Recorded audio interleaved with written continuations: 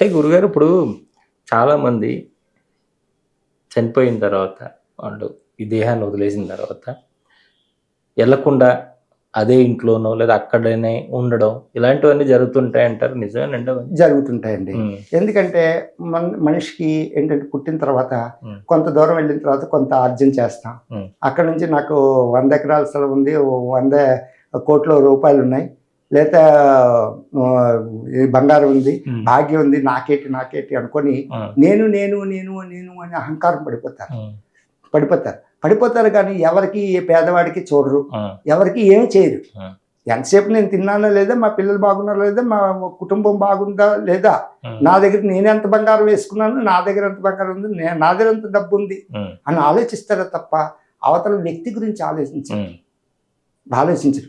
అటువంటి జీవులు ఏమైనా ఉన్నాయంటే వాళ్ళు ఏంటంటే అటు పై లోకాలకు వెళ్ళలేక కింద లోకాలకు వెళ్ళలేక అదే ఇంట్లో ఉండిపోతే ఆ ఇంట్లో ఎవరో ఒక వ్యక్తి చనిపోతారు, మళ్ళా చనిపోతారు, లాక్కెళ్ళిపోతారు. అలాగా ఎక్కువగా కొన్ని చెప్పకూడదు, కొన్ని వాళ్ళు కొందరు ఉంటారు ఆ ఇంట్లో కానీ ఎవరైనా చనిపోయారంటే కంపల్సరీగా ఇంకోళ్ళు చనిపోతారు.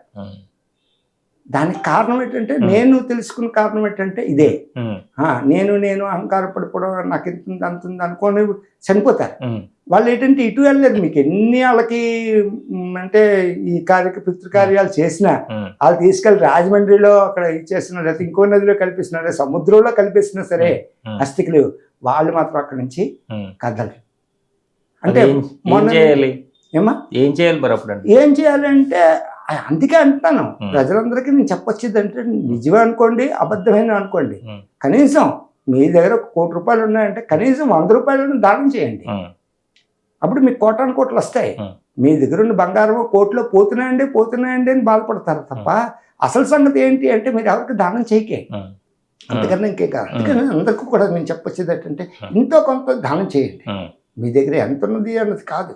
ఇప్పుడు ఒక అతని దగ్గర ఉంటుంది 1000 ఎకరాల స్థలం ఉంటుంది, 100 ఎకరాలు కాదు 1000 ఎకరాలు, 100 ఎకరాలు ఒక దగ్గర, 100 ఎకరాలు ఒక దగ్గర. అతను ఎక్కడా కూడా చిన్న రాముల వారి గుడి కట్టడు, ఒక చిన్న మసీదు కట్టడు, ఒక చర్చి కట్టడు. మరి ఆ అన్ని ఎకరాల స్థలంలో మీకు ఒక గుడి కూడా ఉండదు. మీరు చనిపోయి ఎక్కడికి వెళ్తారు? ఇప్పుడు ఈ స్థలాన్ని పట్టుకెళ్ళారు, డబ్బును పట్టుకెళ్ళారు, బంగారం పట్టుకెళ్ళారు, కానీ మీరు చేసిన ఒక మంచి పని ఏంటది? ఈ 100 ఎకరాలు మీరు అమ్మి ఆ 100 ఎకరాల్లో 1 సెంటు భూమి అయినా సరే చిన్న మందిరమో మసీదో కడితే అక్కడ ఆ వచ్చిన ఎప్పుడు కాకపోతే ఇంకో 10 సంవత్సరాలకు వచ్చిన జనమైనా సరే అదిగో ఫలానాతను కట్టారు అని అంటారు. అంతే కదా, ఫలానాతను కట్టారు అంటే ఆ గుడి ఉండిపోద్ది, మీ స్థలం అయిపోతుంది, కాదంటాం లేదు, కానీ గుడి మీ పేరు ఉంటుంది కదా. అది నేను చెప్పొచ్చేది. అదే అప్పుడు వీళ్ళ ఇలా ఉండిపోయిందని మీకు కనపడతారా? అలాగే కొంతమంది దృశ్యం అవుతారు. ఇలాగ దృశ్యం అయిపోతే అప్పుడు ఏం చేస్తానంటే నాకు ఎప్పుడైతే నా ఇంట్లో దృశ్యం అయ్యారో వాళ్ళకి నేను అవసరం ఉన్నా లేకపోయినా కొద్ది గంగాజలం ఇంట్లో ఎప్పుడు ఉంటుంది అది జల్లేసి అమ్మా నువ్వు ఎక్కడికి వెళ్ళాలంటే అక్కడికి వెళ్ళిపో, ఇంకా ఇంట్లో ఉండక అని చెప్పేస్తుంటాను. నాకు కనబడిన వాళ్ళకల్లా నాకు ఇక్కడ మా ఇంట్లో నాకు కనబడ్డారు అంటే అది నాకు తెలిసిపోద్ది. ఎప్పుడైతే తెలిసిపోద్ది వాళ్ళు ఎవరవనియండి, వాళ్ళు మంచి అవని చెడ్డ కాదు అన్నది కాదు. నేను కొద్దిగా గంగాజలం వాళ్ళ బుర్ర మీద జల్లేసి ఇల్లంతా జల్లేసుకుంటాను. జల్లేసుకుని వాళ్ళ మీద కూడా అమ్మ నువ్వు నీకు ఎక్కడికి వెళ్ళాలంటే అక్కడికి వెళ్ళి, ఏది లేదంటే కాశీశాస్త్రానికి వెళ్ళిపో అని చెప్తుంటాను. అది నిజమంతా అబద్ధం అంతా అది కాదు, నాకు నిజం అంతే. నేను తెలుసుకుంటుంది నేను నిజం. కొందరు ఇళ్ళకి వెళ్తాను, నేను ఎప్పుడైనా వెళ్ళేటప్పుడు చూస్తాను, చూసేసరికి వాళ్ళకి మంచి జరుగుతుంది అంటే నేను చాలా సంతోషం. 3 వంతులు ఎవరింటికి వెళ్ళలేకుండా బయట నుంచే ఒక గది ఒక రూమ్ వెళ్తాను. అలాగని నాలో శుద్రశక్తులు మంత్రశక్తులు ఉన్నాయని కాదు నా ఉద్దేశం. వాళ్ళకి మంచి జరగాలి. ఇప్పుడు నేను ఒకరి ఇంటికి వెళ్ళాలంటే వాళ్ళకి మంచి జరగాలి. మరి మంచి జరగనప్పుడు నేను ఎందుకు వెళ్ళడం మీ ఇంటికి? ఇంటికి నేను వచ్చినా సరే మీకు మంచి జరగటం లేదంటే మీలోని అహంకారం క్రోధమే కాకుండా నేను అనే భావన, నాది అనే భావన, ఇవన్నీ కూడా మీలో ఉంటాయి. దాన్ని నేను తప్పించలేను కదా. పోనీ నేను చూసి చెప్పినా మీరు వినరు కదా, వింటారా? వినరు. నువ్వే దేవుడువా? ఫస్ట్ క్వశ్చన్ మీరు అడిగే క్వశ్చన్ ఏంటి? ఫస్ట్ క్వశ్చన్ నువ్వే దేవుడువా అని అడుగుతారు. నువ్వు ఇంటికి రావడం ఎందుకు, నేను అలాగా తిట్లు కాయడం ఎందుకు? అది అందుకని 300 ఏం చేస్తానంటే ఎవరింటికి 300 వెళ్ళడానికి చూడను. ఒకవేళ వెళ్ళినా ఒక్క గదిలోకి వెళ్ళి ఓం నమ శివాయ అనుకొని ఏదో ఒకటి విషయం గుర్తుంచుకోండి, ఏ వ్యక్తి వచ్చినా, మంచివాడు వచ్చినా, చెడ్డవాడు వచ్చినా, పేదవాడు వచ్చినా, గొప్పవాడు వచ్చినా ఒక గ్లాస్ నీళ్లు మాత్రం ఇస్తాండి. అదేమిటండి గ్లాస్ నీళ్ళు ఇవ్వడం ఏంటండి అంటే, వాడికి కాఫీలు టీలు ఏది ఇవ్వకండి, ఇవ్వద్దు, ఇమ్మని నేను చెప్పను. కనీసం గ్లాస్ నీళ్ళు ఇవ్వండి, వాడు ఎంతో సంతోషిస్తాడు. ఆ గ్లాస్ నీళ్ళు ఇవ్వడానికి కూడా మీరు మొహమాట పడితే ఎలా? అదేంటండి గ్లాస్ నీళ్ళకి దీనికి సంబంధం ఏంటండి? మా ఇంటికి అలాగైతే బోర్డు మీద రోజు వచ్చేస్తారు నీళ్ళు తాగడానికి, దాన్ని ఏమంటారండి అంటారు. అలా కాదు, ఒక వ్యక్తి బయట నుంచి వచ్చాడంటే ఒక గ్లాస్ నీళ్ళు ఇవ్వడం వల్ల నీకు ఒక రోజు ఆయుష్ పెరుగుతుంది. అంటే దాని మీద కూడా రీసెర్చ్ చేశాను. రీసెర్చ్ చేస్తే నాకు అది రహస్యం తెలిసిందనమాట. ఓహో, నీళ్ళు ఇవ్వడం వల్ల కూడా అంత ఉందా అనేసి. అందుకని ఎవరింటికి వెళ్ళా వాళ్ళు ఇచ్చినా ఇవ్వకపోయినా ఇల్లు అడుగుతుంది, బాబు ఒక గ్లాస్ నీళ్ళు ఇవ్వండి అమ్మా అంటారు. అది అందుకని ఎప్పుడైనా సరే ఏ వ్యక్తి వచ్చినా, ఎవరు వచ్చినా, మంచివాడవని, చెడ్డవాడవని, పేదవాడవని, గొప్పవాడు ఎవరు వచ్చినా ఒక గ్లాస్ నీళ్ళు ఇవ్వండి. పెద్ద గ్లాస్తో ఇవ్వకపోయినా ఒక చిన్న గ్లాస్ నీళ్ళు ఇచ్చేసి వాళ్ళ యొక్క ఆనందాన్ని మీరు మీ ఆయుష్గా, ఒకరోజు ఆయుష్గా మీరు చింతన చేస్తే ఈ సమాజం, సభ్య సమాజం బాగుపడుతుంది. అంటే మీరు ఇంత దేవీ దేవతల దర్శనాలు జరుగుతున్న, లోకాలు చూస్తున్నారు, అన్నీ చేస్తున్నారు కదా, చేస్తున్నప్పుడు మీరు ఎప్పుడైనా సరే మరణం అనే దగ్గరికి వస్తే దాన్ని తప్పించుకున్న సందర్భాలు ఉన్నాయా? తప్పించుకోగలిగారా? తప్పించుకునే సందర్భాలు ఉన్నాయి. దానికి ఏంటంటే, అంటే ఇప్పుడు మనం ఇలాంటివి చెప్తే ఇప్పుడు ప్రజలు భయపడతారు, అమ్మో ఇలాగా అనేసి. అందుకని అటువంటి భయం ఏం పడకండి. ఇప్పుడు యమాది దేవతలు వచ్చినా సరే భయపడకండి, ముఖ్యంగా భయపడకండి. ఇదేంటంటే ఆలోచిస్తే భయపడకపోవడం అంటే వద్దు, భయపడదు.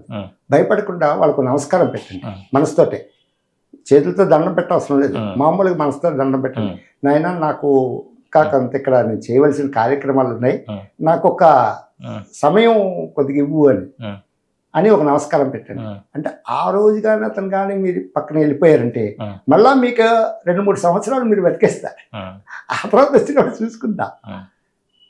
అలాగా ఇన్సిడెంట్స్ జరిగాయి. ఇన్సిడెంట్స్ జరిగినప్పుడు నేను అలాగే మా అమ్మగారే ఉండేవారు.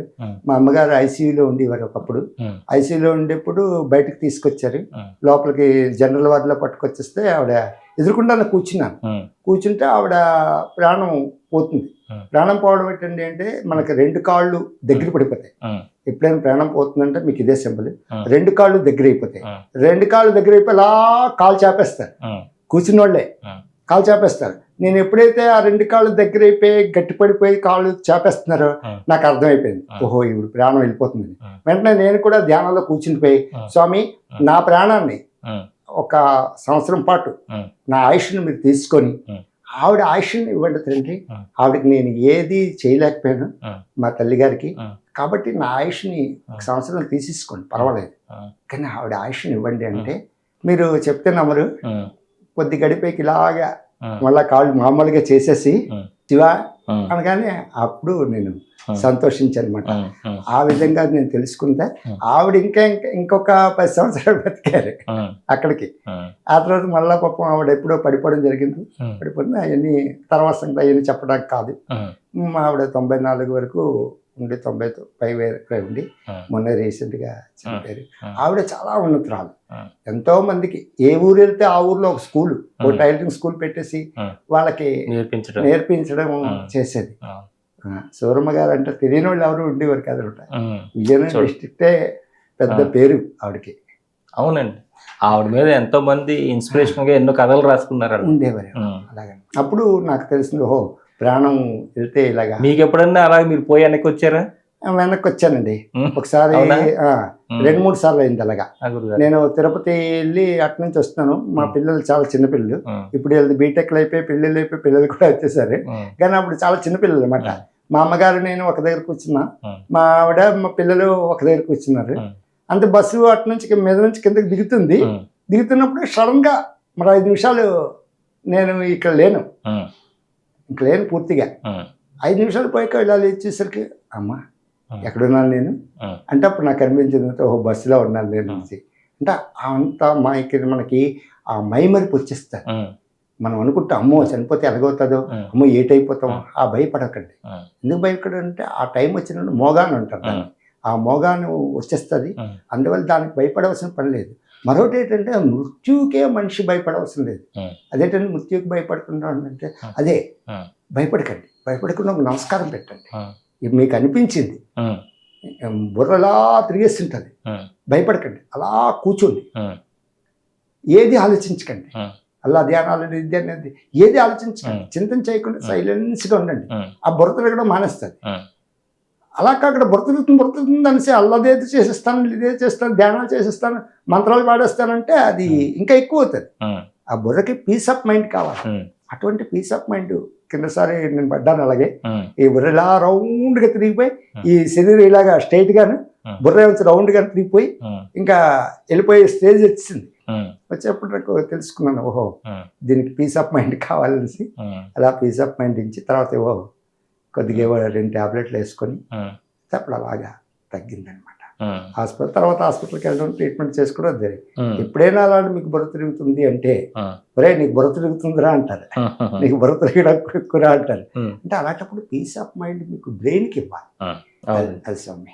అంటే మీరు ఒకసారి ఏదో చెప్తూ ఏదో 786 నెంబర్ గురించి అని, దాన్ని ఏదో 786 కాదు అదేదో 7856 ఉంటుంది అని అదే చెప్పారు. అది ఏంటి గురుగారు? అది మనం కొంతమంది ఇప్పుడు మనకు సంఖ్యాశాస్త్రం తాలూకా మన ముని ఉన్నారు కాబట్టి మనకు సంఖ్యాశాస్త్రం అనేది ముని చెప్పారని మనకు ఉంది. ఈ 7వ నెంబర్ మనం తెలుసుకున్నామంటే 7 అంటే భూమికి కపిలముని అన్నారా? కపిలముని అనేసి, కపిలముని తిరుపతి కపిలముని అంటారు. అతను సాంఖ్యశాస్త్రాన్ని కూడా చేశారు. ఆ సాంఖ్యశాస్త్రంలో ఏంటి రాస్తున్నది అని నేను ఎప్పుడు అబ్జర్వ్ చేయలేదు. కానీ నేను అసలు ఈ నెంబర్లు ఏంటి సంగతి సమాచారం అనే ఉద్దేశం మీద నేను కొంత రీసెర్చ్ చేశాను. నేను రీసెర్చ్ చేసిన దాంట్లో 7వ నెంబర్ కానీ మనం తీసుకుంటే భూమికి నేను ఆధారం అని అంటాను. ఇదేంటండి 7 భూమి ఎలాగవుతుందండి? చూడండి, మనం భూమే తీసుకోండి. భూమి మీద మనం కొండలు ఎన్ని అంటాం? 7 కొండలు అంటాం. 7 కొండలు అంటాం. మీరు 7 కొండలు అంటాం. అలాగే సముద్రాలు తీసుకోండి, 7 సముద్రాలు, సప్త సముద్రాలు అంటాం. అలాగే మనం పెళ్ళప్పుడు అడుగులేస్తాం. ఎన్ని అడుగులు వేస్తాం? 7 అడుగులు. అలాగా ఈ కాన్స్టినెంట్లు చూడండి, అవి 7. అలాగే మీరు ఎక్కడ ఏ విధంగా ఋషులు చూడండి, సప్త ఋషులు అంటారు. అంటే 7కి అంత విలువ ఉంది. అంటే ఈ భూమండలం మీద ఆ 7 అనే నెంబర్కి అంత విలువ ఉంది. అందుకని దీన్ని ఏం చేస్తాను, భూమిని 7వ నెంబర్ అంటాను. 7వ నెంబర్ అండి. అలాగే మనకి సూర్య భగవాను తీసుకుందాం. ఆకాశం మనకి ఇప్పుడు దాకా మన కిందనే వెతికాం, సప్త ఋషులకి ఎత్తాం. సప్త ఋషుల పైన మనం ఎత్తుకుంటే ఓంకారం మీకు నక్షత్ర లోకం అని చెప్పాను. అది కాకుండా ఈ సూర్యమండలాన్ని కూడా మనం చూసుకుంటే 7 అని చెప్పాం, సప్త ఋషులు 7 అని చెప్పాం కదా. ఈ 7 అని చెప్తున్నప్పుడు 7 తర్వాత ఏంటుంటుందని మనం వెళ్తే 7 గుర్రాల మీద మనం సూర్యుడు భగవాన్ మనం చెప్పాం. ఆ తర్వాత ఇక్కడ 8 గుర్రాల మీద పార్వతీ పరమేశ్వరులు మనం ఇందాక చెప్పడం జరిగింది. ఆ విధంగా 7 తర్వాత 8 అని నేను అనుకుంటున్నాను. నిజమెంత అబద్ధమంతా నేను చూసింది నేను చెప్తున్నా, అంతేగాని మీది ఇదేనండి సుమండి నేను రాసుకోండి అని నేను తగు అట్టం లేదు. ఇవి దాటిపోయిన తర్వాత ఈ ఈశ్వరుడు 5 రంగుల్లో పంచమూర్తి రూపంలో ఉంటాడు కాబట్టి అతను సదాశివుడు అని మనం అనుకున్నాం. సరే, దాని తర్వాత 5 నెంబర్ కూడా అనుకుందాం. దాని తర్వాత మన గురువు 6వ నెంబరు బంగారు వర్ణం, 6 గుర్రాల మీద ఉంటారని మనం అనుకున్నాం, దాన్ని 6వ నెంబర్ అనుకుందాం. అలాగే మన ఇష్టమే.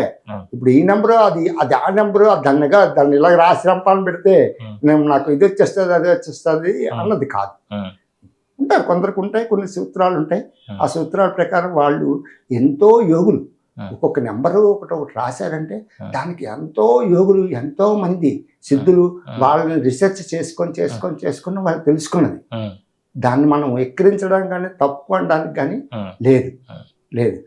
అలాగే నాకు ఒకసారి కూడా చెప్పారు, నాయన 799 చేసుకో అనేసి. అంటే 799 నేను ఇప్పుడు చింతన చేస్తుంటాను, ఈ 799 ఏటా అనేసి. ఇంకా ఇప్పుడు నాకు దానికి ఎవిడెన్స్ ప్రూఫ్ నాకు దొరకలేదు. అలాగే మనకు ప్రతిదీ కూడా నెంబర్లు ప్రతిదీ కూడా మీకు నెట్లో కొడితే మీరు ఏ నెంబర్ కొట్టినా ఆ నెంబర్కి మీకు కరెక్ట్ జాబ్ వస్తుంది. అది ఏ మతాంది అన్నది కాదు, ఈ సాంఖ్యశాస్త్రం ప్రకారం అది నెంబర్లు ఉన్నాయి. 39 అంటే ఇప్పుడు మనమే అనుకున్నాం ఇందాక, మనం ఓంకారం అనేసి మనం పెట్టుకున్నాం. అలాగే ప్రతిదీ కూడా సాంఖ్యశాస్త్రమే.